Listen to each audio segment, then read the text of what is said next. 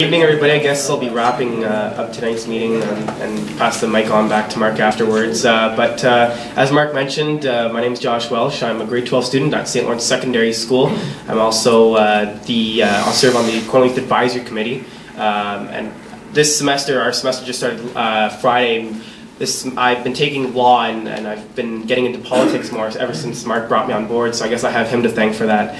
I just find that this is a really important issue, especially for the youth, because whenever whenever Cornwall eventually has more, or we lose our seniors, we're going to be next up on the list, and I find it's really important to get the youth involved now rather than later, because I have family members, I'm sure Emily has family members, and a lot of other of my friends have family members who are going to need long-term care and who are going to need social housing. So it's pretty important that we get the youth involved. And I want to give Mark a big hand of applause for this, for taking charge of this issue, and hope to see more results come out, and hopefully we'll take back the hospital. So thank you.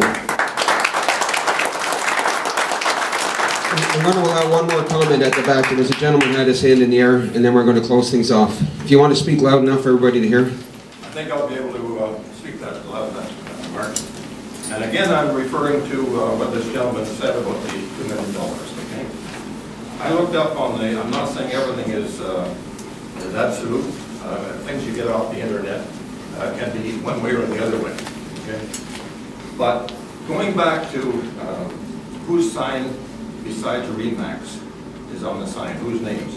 There's two people there, Terry Landon and Jamie Cameron. And the question is, why and by whom was the building assessed to the $2 million figure?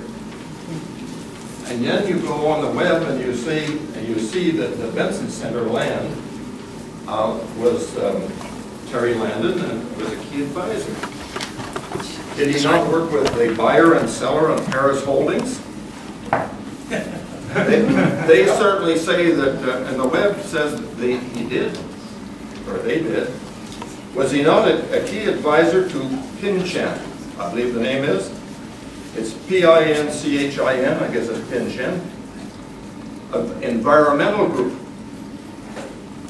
Now, that was a site assessment review on the polluted property that eventually was bought by the city of Cornwall, that the Benson Center is sitting on. Now, if this is all true, it seems kind of strange to me that these two same gentlemen that were on the Benson Center site are working for two individuals at the same time, I guess, have the hospital, our old Cornwall General Hospital, for sale. Now, the question here is, are they connected with the people that made the assessment to the $2 million mark? And if they are, I suggest something's awful fishy here. Now, I'm just bringing that up. I'm not accusing anybody of anything. I'm just simply saying that these are some of the questions that should be asked.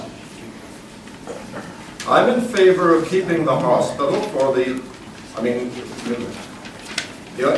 people that require it, and that we as a community require it. But there certainly is things here that appear to be a little bit on the fishy side.